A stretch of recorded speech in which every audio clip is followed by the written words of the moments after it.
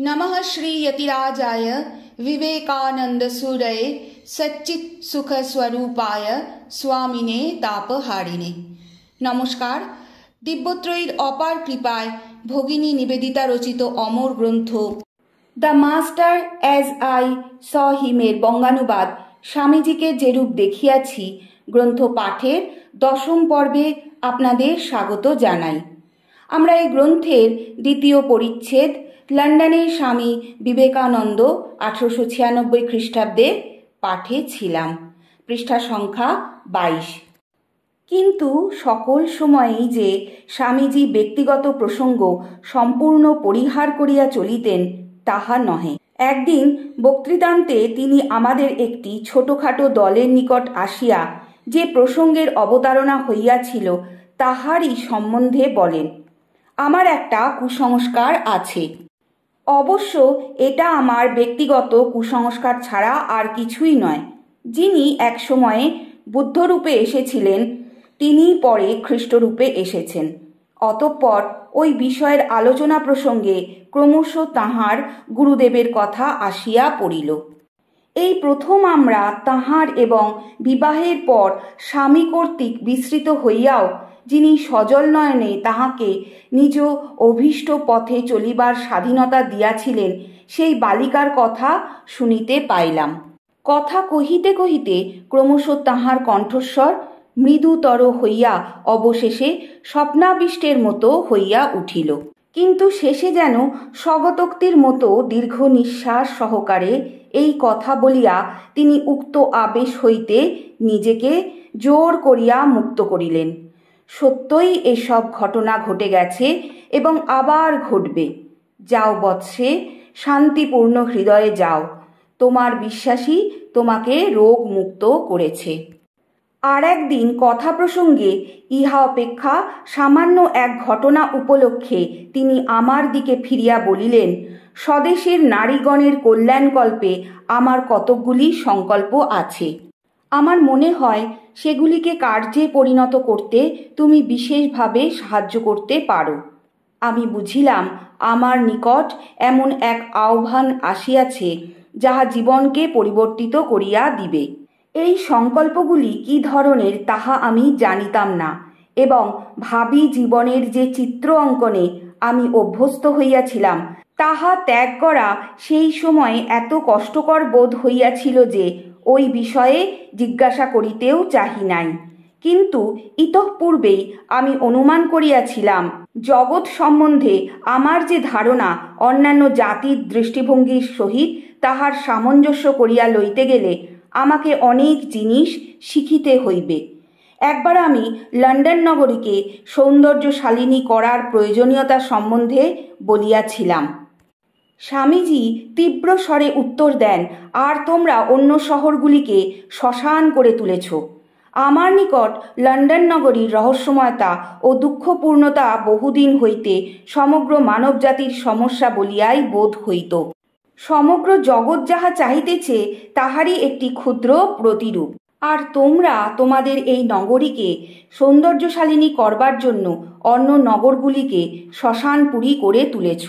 তিনি আর বেশি কিছু বলিলেন না, কিন্তু কথাগুলি বহুদিন ধরিয়া আমার কানে বাজিতে লাগিল। আমার চক্ষে আমাদের নগরী সৌন্দর্যশালিনী ছিল না।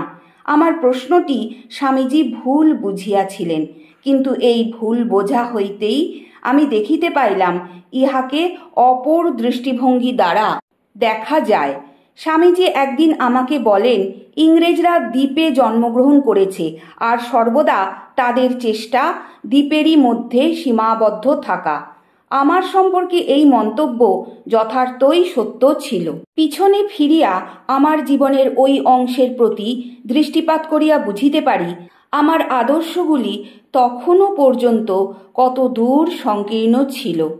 ইংল্যান্ড অবস্থানকালে ভারতীয় দৃষ্টিভঙ্গি সম্পর্কে আমি আর বেশি কিছু জানিতে পারি নাই।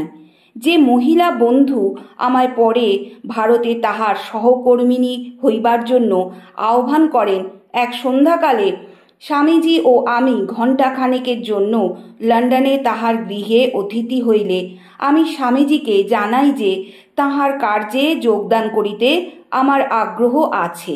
স্পষ্টতই তিনি ইহা শুনিয়া বিস্মিত হন, কিন্তু শান্তভাবে বলেন, আমার কথা বলতে গেলে আমি স্বদেশবাসীর উন্নতিকল্পে যে কাজে হস্তক্ষেপ করেছি তাহা সম্পন্ন করবার জন্য প্রয়োজন হলে 200 বার জন্মগ্রহণ করব।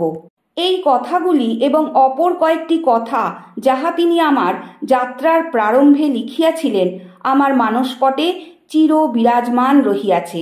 তুমি ভারতের জন্য কাজ করো আর নাই করো, বেদান্ত ধর্ম ত্যাগই করো আর ধরিয়াই থাকো, আমি আমরণ তোমাকে সাহায্য করিব। মরদ কি বাত হাতি কা দাঁত, হাতির দাঁত একবার বাহির হইলে আর ভিতরে যায় না, পুরুষেরও কথা সেইরূপ। কিন্তু স্বামীজির আপনজন সম্পর্কে এই উল্লেখগুলি ছিল নিতান্ত ব্যক্তিগত এবং সেজন্য উহারা তাহার নিকট সম্পূর্ণ গৌণ স্থান অধিকার করিত। তাহার ক্লাসগুলিতে ও উপদেশসমূহে মানুষকে অজ্ঞানের হস্ত হইতে রক্ষা করাই তাহার একমাত্র আকাঙ্ক্ষা বলিয়া বোধ হইত। যাহারা তাহার কথা বা বক্তৃতাদি শ্রবণ করিয়াছেন তাহারা এরূপ প্রেম, এরূপ অনুকম্পা আর কোথাও দেখেন নাই।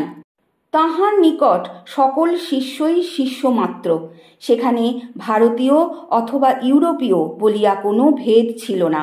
আবার তিনি নিজের প্রচার কার্যের ঐতিহাসিক অর্থ বা গুরুত্ব সম্পর্কে বিলক্ষণ সচেতন ছিলেন। লন্ডনে তাহার শেষ বক্তৃতায় অর্থাৎ 1896 খ্রিস্টাব্দের 15 ডিসেম্বর রবিবার অপরাহ্নে royal society of painters in water colours নামক চিত্রশিল্পী সংঘ মন্দিরে তিনি দেখাইয়া দেন যে ইতিহাসে একই ঘটনার পুনরাবৃত্তি হইয়া থাকে এবং রোম রাজ্যে শান্তি বিরাজ করার ফলেই খ্রিস্টধর্ম সংস্থাপন সম্ভবপর হইয়াছিল।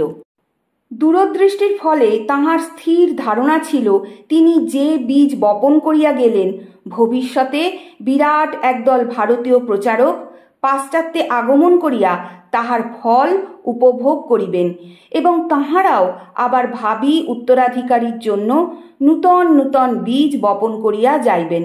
সম্ভবত তাহার চালচলনে বুদ্ধের ন্যায় যে প্রশান্ত গম্ভীর ভাব আমাদের এত মুগ্ধ করিয়াছিল উহা তাহার ওই দূরদৃষ্টি ও স্থির ধারণারই বহিঃপ্রকাশ মাত্র।